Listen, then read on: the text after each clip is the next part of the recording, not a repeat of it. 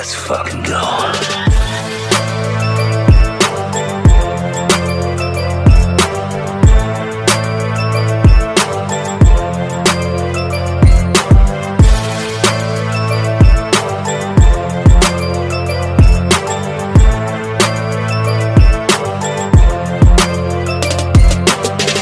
Everybody, welcome to the Comic Gary Movie Show. My name is Deshaun, and today I'm here to review the new Rock and Chris Evans Christmas movie, Red One. Now, Red One is another one of the Rock's productions on this. Like, the Rock has come out with a couple films now that have not gone very well.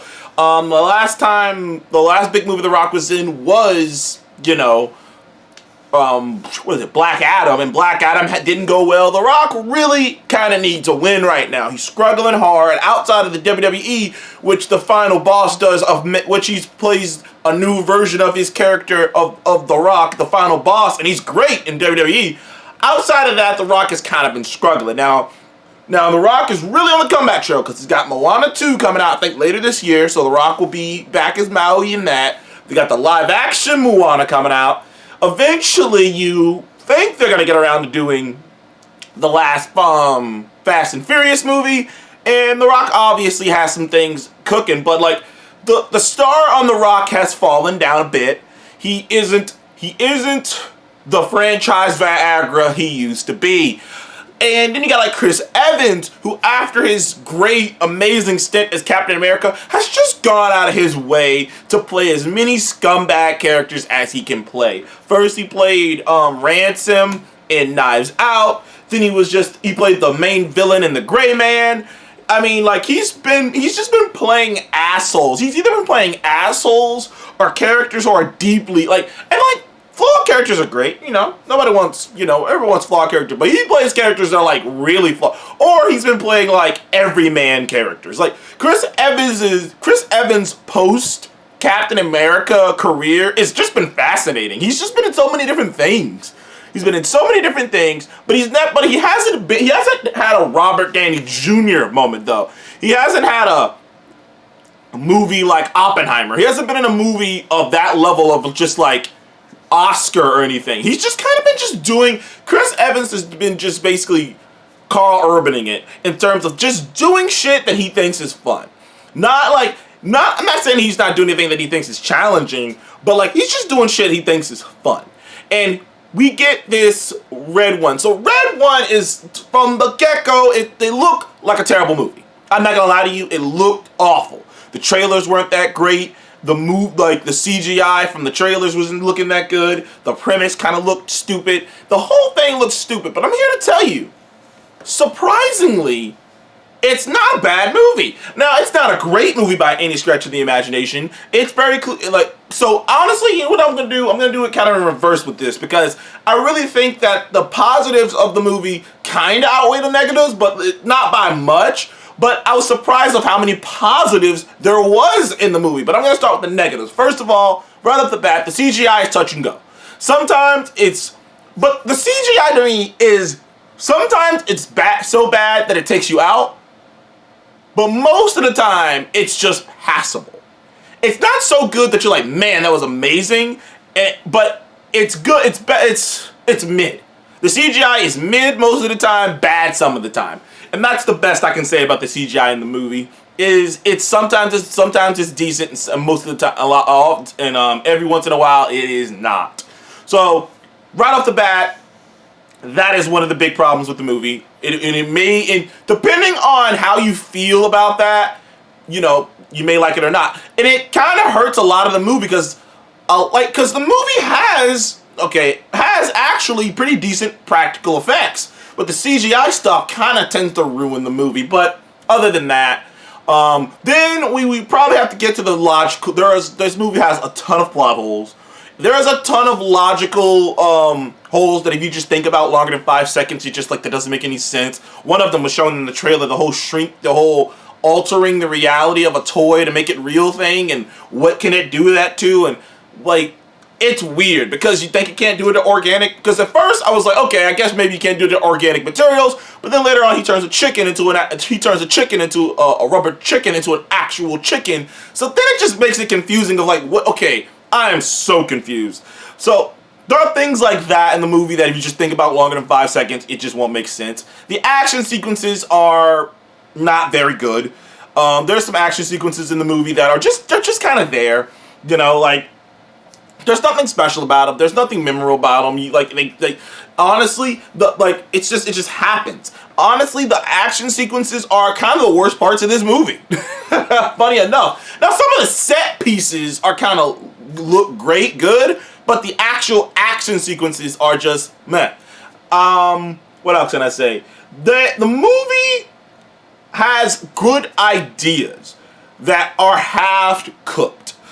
And what I mean by that is, for instance, Chris Evans's character, Jack, is kind of the audience's viewpoint into this world. Because this world is a supernatural world. It's one of those old classic, the hidden world that normal people can't see. Like, because as they establish in this movie, there's an entire the one thing I'll say that caught me off guard, the biggest about this movie is, I thought this movie was gonna be kind of like Tim Allen's like the Santa Claus or something like that, where the only supernatural thing in this movie, the only weird thing revolves around Christmas. But no, they make no bones about it at the beginning of this movie that there is the governments around the world have an organization that is charged with monitoring supernatural shit. One of the things you see in the beginning of the movie is the headless horseman and shit. So they make sure to let you know right up top, like, this Santa Claus shit that's going on in this movie, that is just a part of this universe. Which leads me to some of the positives is, I was very surprised of how that they were doing world building. Like, I didn't see that coming, but like the fascination of the organization that monitors, the fascination of the history of Santa Claus and like the organization, because the way they kind of they have what's the word I'm looking for? A reimagination of Santa Claus is, first of all, Santa Claus isn't some fat guy. He's jacked. He's in great, terrific shape. But they explain it, and I love this because the one thing I do think I had a huge enjoyable, like, because I'm a creative guy, I'm that type of guy. Like, I can see something that's not even good, but if I see where you were going with it and I like where you were going with it, I can be like, you didn't pull it off, but I like where you were going with it. And then I have similar feelings about their interpretation of Santa Claus and the North Pole. I loved their interpretation because it was like, okay, it's like someone sat down and was like, how could, now we know Santa Claus ain't real and all that bullshit, but if he was, how could he pull it off? If he was, what would he need? And if he was, he would need a whole operation, a major operation. He would need to be in fantastic shape because he has to get in and out of these houses without being detected quickly. So he'd have to be in amazing shape, and he'd have to be able to carry all these packages, no matter how big or small it is. Like they kept answering these questions. Why wouldn't the U.S. governments notice a fucking a guy flying through the sky with reindeer? Yes, they would. And then they answer that right off the bat, that all the governments of the world are completely aware of Santa Claus and work with him to clear the airway and make sure to keep it secret. As the governments of the world apparently have been working under this hush-hush treaty to keep the modern, mundane world from knowing about all this supernatural shit. That's why I said, if the movie, there are some great concepts in this movie. All the Christmas stuff, I love the relationship between Saint Nick and his wife and Mrs. Claus. It's less of the traditional one. It's more like because Mrs. Claus is with him.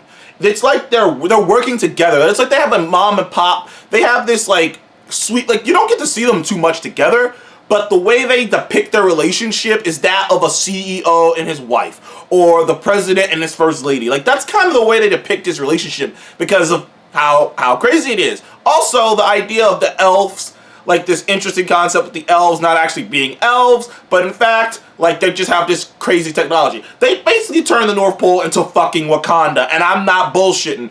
Invisible dome and everything. But the main story is Santa Claus gets kidnapped. That's right, Santa Claus gets kidnapped by an evil ice witch who wants to punish all the naughty kids, and his bodyguard, played by The Rock, aka Cal, has to work with a man who's been on the naughty list for a very long time. Jack, played by Chris Evans, who happens to be this great all-time great tracker, and they have to work together to save Santa Claus and hopefully save Christmas. Like, the main premise sounds like some traditional shit. But then when you get into the movie and you see all the things, first of all, I'll tell you this: The Rock and Chris Evans their chemistry wasn't the best, but it wasn't bad.